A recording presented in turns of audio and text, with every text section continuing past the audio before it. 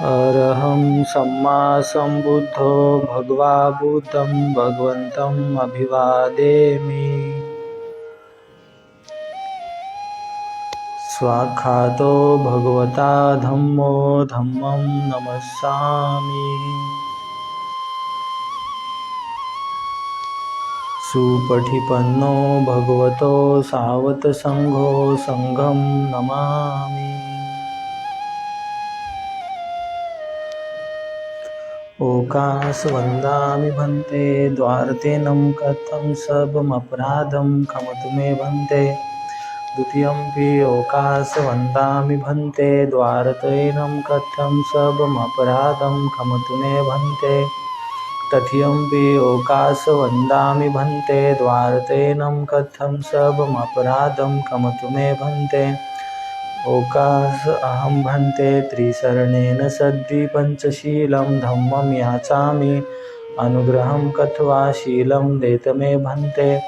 द्वितीयंपि ओकाश अहं भन्ते त्रिशरणेन सद्धि पञ्चशीलं धम्मं याचामि अनुग्रहं कथवा शीलं देत मे भन्ते। तृतीयंपि ओकाश अहं भन्ते त्रिशरणेन सद्धि पञ्चशीलं धम्मं याचामि अनुग्रहं कथवा शीलं देत मे भन्ते। नमो तस्य भगवतो अरहतो सम्मा सम्बुद्धस्स। नमो तस्य भगवतो अरहतो सम्मा सम्बुद्धस्स। नमो तस्य भगवतो अरहतो सम्मा सम्बुद्धस्स। बुद्धं शरणं गच्छामि धम्मं शरणं गच्छामि संघं शरणं गच्छामि। द्वितीयंपि बुद्धं शरणं गच्छामि द्वितीयंपि धम्मं शरणं गच्छामि द्वितीयंपि संघं शरणं गच्छामि। तृतीयंपि बुद्धं शरणं गच्छामि तृतीयंपि धम्मं शरणं गच्छामि तृतीयंपि संघं शरणं गच्छामि। पाणातिपाथा वेरमणि सिक्खापदं समाधियामि। अदिन्नदाना वेरमणि सिक्खापदं समाधियामि। कामेषु मिच्छचारा वेरमणि सिक्खापदं समाधियामि। मूसावादा वेरमणि सिक्खापदं समाधियामि। शूरामेरयमज्जपमादठाना वेरमणि सिक्खापदं समाधियामि। साधु साधु साधु। वनगन्धं गुणपेतं मेथं कुसुमसन्तति। पूजयामि मुनिन्दस्य श्रीपादसरोरहे। पूजयामि बुद्धं कुसुमेन नैनं पुय्येन मेथेन लभामि मोक्षं। पुष्पमिलायति यथा हिन्दमे कायो तथा याति विनाशभावं। गन्धसंभारयुतेन दीप्तेन सुगन्धिना पूजयेत् पूजनीयं तं पूजाभाजनमुत्तमम्। घनसारपदितेन दीप्तेन तं धनशिनातिलोकदीपं सम्बुद्धं पूजयामि तमोनन्दम्। सुगन्धिकाय वदनम् अनन्तगुणगन्धिना सुगन्धिना गन्धेन पूजयामि तथागतं। बुद्धं धम्मं च संघं सुगततनुभवा धातुगभ्ये। लङ्काय जम्बूद्वीपेति दशपुरवरे नागलोके च धूपे। सभ्यबुद्धस्य बिम्बे सकलदशदिशे केशलोमादिधातुवन्दे। सभ्येऽपि बुद्धं दशबलतनुजं बोधिचेत्यं नमामि। वन्दामि चेत्यं सब्बठानेषु प्रतिष्ठितं। शारीरिकधातु महाबुद्धिबुद्धरूपं सकलं सदा। एष मूल्यनिशिन्नो सब्भारिविजयख्खा पत्तु सबयूतं सत्ता वन्दे तं बोधिपादपम्। इमये ते महाबोधिलोकनाथेन पूजिता। अहं पिते नमस्सामि बोधिराजा नमस्तुते। बोधिराजा नमस्तुते। बोधिराजा नमस्तुते। इतिपिशो भगवारहं सम्मा सम्बुद्धो विद्याचरणसम्पन्नो सुगतो लोकविदु अनुत्तरो।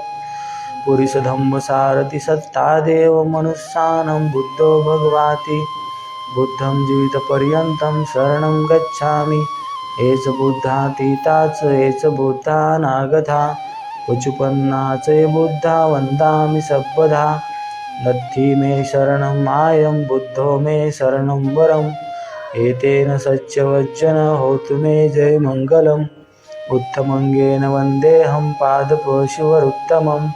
बुद्धयो खलितो दोष बुद्धो खमतु धम्ममम् यंकिंचिरत्नं लोके विजति दापथु रत्नं बुद्ध समानत्ति तस्मा स्वत्ति भवन्तु मे यो सन्निशिन्नो वरबोधिमूले मारंस सैनामत्युजत्वा संबोधिमागच्छनन्तयानुलोकोतमुतं पनमामि बुद्धम् स्वाख्यातो भगवता धम्मो संदिष्टिको वकालिको यहि पसिको अपनायको पच्यतं वेदितभो वियुहिति धम्मं जीवितपर्यन्तं शरणं गच्छामि एच धम्मातीताच एच धम्मानागता उचुपन्नाच ये धम्मा वन्दामि सर्वदा नत्थि मे शरणं आयं धम्मो मे शरणं वरम् एतेन सच्चवचन होतु मे जय मङ्गलम् उत्तमंगेन वन्देऽहं धम्मं संस्थितोत्तमं धम्मे खलितो दोषो धम्मो कमतु तममम्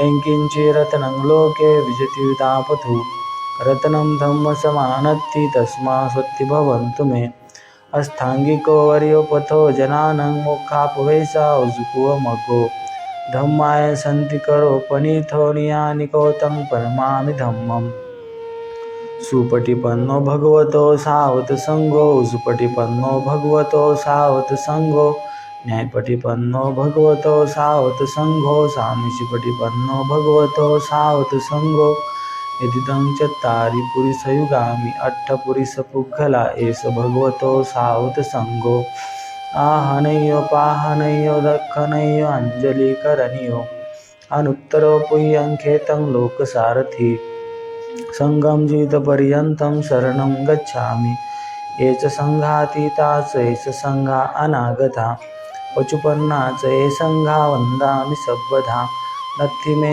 शरणम् आयं संघो मे शरणं वरम् एतेन सच्चवचनो होतु मे जय मङ्गलम् उत्तमंगेन वन्देऽहं संघं संस्थितोत्तमं संघेयो खलितो दोषो संघो खमतु तममम् यंकिंचिरत्नं लोके विजति दापथु रत्नं संगसमानत्ति तस्मा स्वत्ति भवन्तु मे संगो विशुद्धो वरदक्षिणीयो सन्तीन्द्रियो सब्बमलपहनियो गुणे हेने की समेधिपथो अनासो तं पनमामि संगम इमाय धम्मानुधम्मपटिपथ्या बुद्धं पूजयामि इमाय धम्मानुधम्मपटिपथ्या धम्मं पूजयामि इमाय धम्मानुधम्मपटिपथ्या संगं पूजयामि अध्यायमाय पटिपथ्या जातिजरामरणं महापरिमुञ्च स्वामी इमे न पुय्यङ्कमे नमामे बाले समागमो सतं समागमो होतु याव निप्पानपथ्या देवो सन्तु कालेन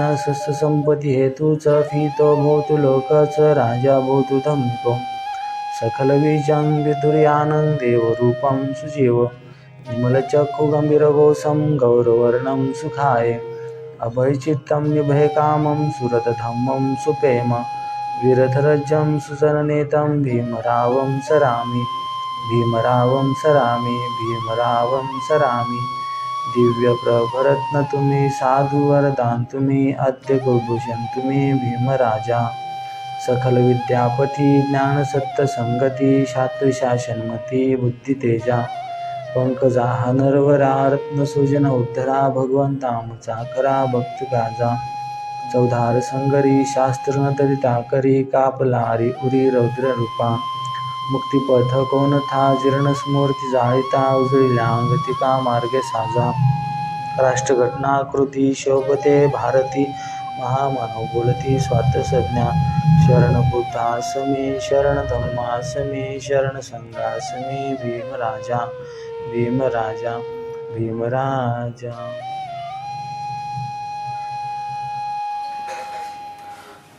आज आपण पाहणार आहोत राजा बिंबिसाराचा उपदेश।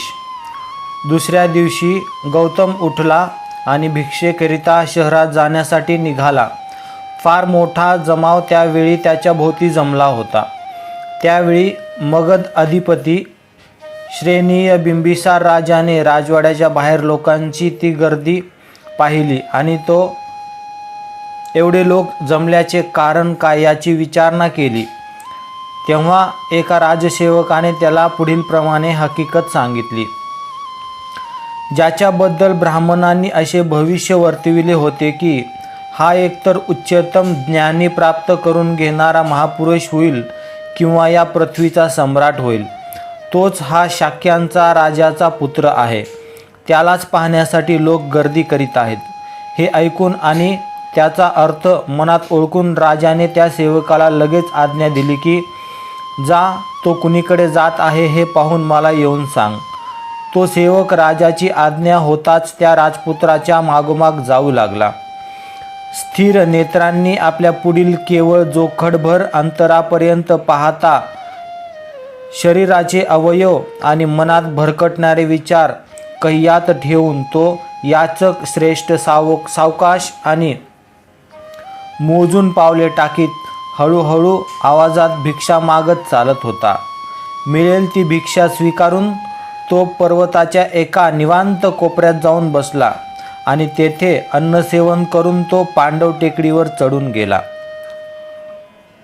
लोक्ष वृक्षांनी दाटलेल्या आणि मयुरांच्या केकारवाने निनादलेल्या त्या अरण्यात रक्तरंगांची वस्त्रे धारण केलेला तो मानवजातीचा सूर्य पूर्व दिशेच्या पर्वतावरील बालसूर्यासारखा तळपू लागला. याप्रमाणे त्याला लक्षपूर्वक पाहिल्यावर त्या राजसेवकाने राजाला सर्व हकीकत सांगितली आणि राजाने जेव्हा ती ऐकली तेव्हा अति आदराने आणि मोजकाच लवाजमा घेऊन तो स्वतः तिकडे जाण्यास निघाला. पर्वताप्रमाणे धिप्पाड असलेला तो राजा टेकडीत चढून गेला. त्या ठिकाणी आसनस्थ आणि जितेंद्र असा तेजस्वी गौतम त्याच्या दृष्टीस पडला. जणू काही तो पर्वत हलत असून स्वतः गौतम हा त्या पर्वताचे शिखर आहे असा त्याला भास झाला. शारीरिक सौंदर्य आणि पूर्ण मनशांती यामुळे वैशिष्ट्यपूर्ण दिसणाऱ्या गौतमाला त्या नराधिपतीने पाहिले आणि आश्चर्यचकित होऊन प्रेमपूर्ण आदरभावाने तो त्याच्याजवळ गेला. बिंबिसाराने मोठ्या आदराने त्याच्याजवळ जाऊन त्याच्या शरीर स्वास्थ्याविषयी विचारपूस केली आणि गौतमाने तितक्याच मगत्वाने आपले मन स्वस्थ व शरीर सर्व व्याधींपासून मुक्त असल्याची खात्री दिली. त्यानंतर तो राजा खडकाच्या स्वच्छ पृष्ठभागावर बसला आणि आपल्या मनस्थितीची कल्पना देण्याच्या हेतूने तो म्हणाला, बाळ, तुझ्या कुटुंबाशी माझी दृढ मैत्री आहे. ती वंश परंपरागत असून तिची दृढता चांगली सिद्ध झालेली आहे. म्हणूनच तुला काही सांगावे अशी माझी इच्छा माझ्या मनात निर्माण झाली आहे. माझे प्रेमाचे शब्द तू नीट ऐक. सूर्यापासून ज्यांचा प्रारंभ झाला आहे असा तुझा वंश, नवतारुण्य, डोळ्यांना भुरळ घालणारे सौंदर्य याचा मी जेव्हा विचार करतो तेव्हा मला अचंबा वाटतो की इतर सर्व गोष्टींशी इतका विसंगत असा राज्य उपभोगापेक्षा सर्वस्वी संन्याशाचे जीवन जगण्याचा हा तुझा निर्धार तुझ्या मनाला कसा निर्माण झाला असावा. तुझ्या अवयवांना रक्तचंदनांचा सुगंध योग्य आहे. रक्तवर्णांची ही जाडी भरडी वस्त्रे त्यांना शोभत नाहीत. या तुझ्या हाताने प्रजाजनांचे रक्षण करावे. दुसऱ्याने दिलेले अन्न धारण करणे त्याला शोभत नाही. म्हणून सौजन्यशील युवका, जर तुला तुझ्या वडिलांचे राज्य नको असेल तर माझ्या अर्ध्या राज्याचा तू औदार्याने स्वीकार कर.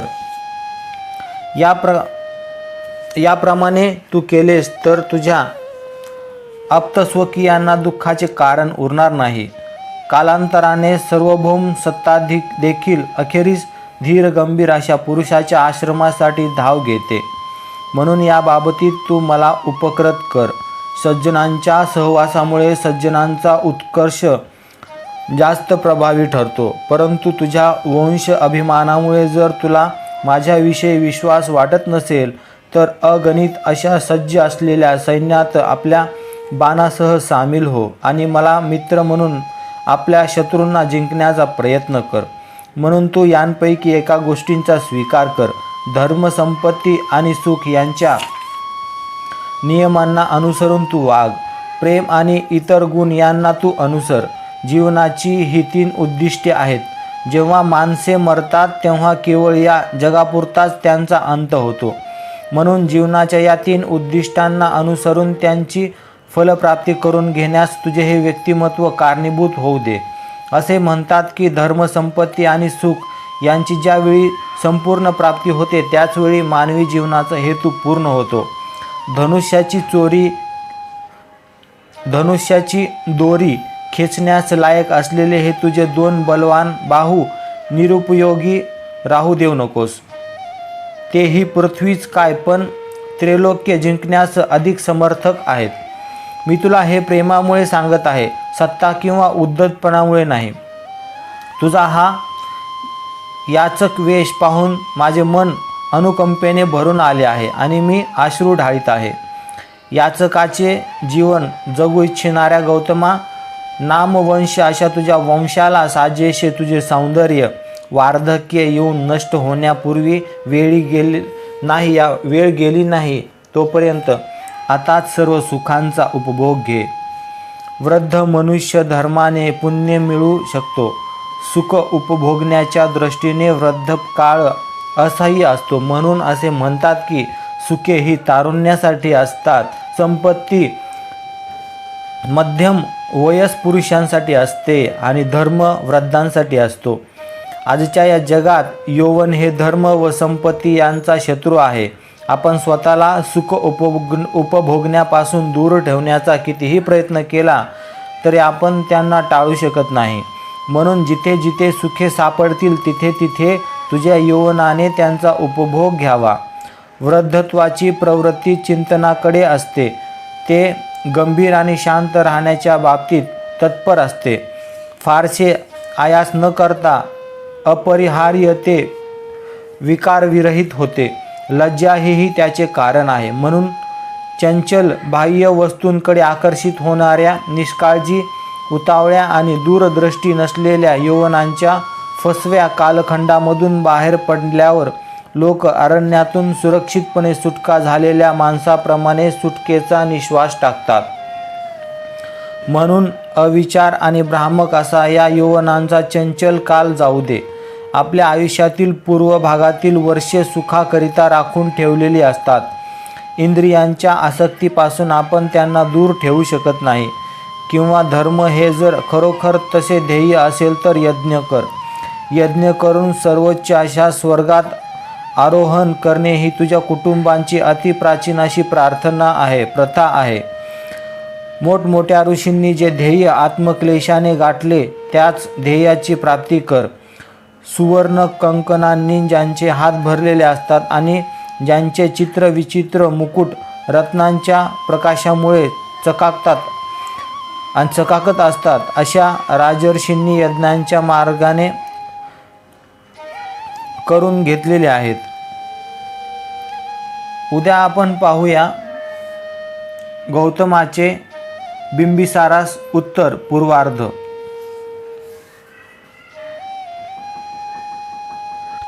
बुद्धवंदनेला आणि धम्मपठणाला आपण समाप्त करूया. सब्बपापस्य अकरणं कुशलसोपसंपदा सचित्तपर्योदपनम् एतं बुद्धानुशासनं. धम्मं चरे सुचरितं नथं दुचरितं चरे धम्मचारि सुखं सेति अस्मि लोके परं च. नथावथा धम्मधरो यावता भो भासति योचपंपि सुतवान धम्मकाय न पश्यति.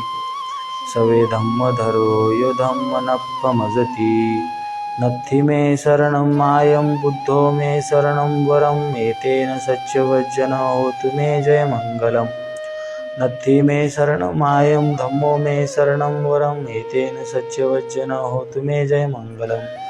नत्थि मे शरणं मायं संघो मे शरणं वरम् एतेन सच्चवज्जनो होतु मे जयमङ्गलम्. नमो बुद्धाय नमो धम्माय नमो संघाय नमो भीमाय. साधु साधु साधु. बुद्धं नमामि, धम्मं नमामि, संघं नमामि.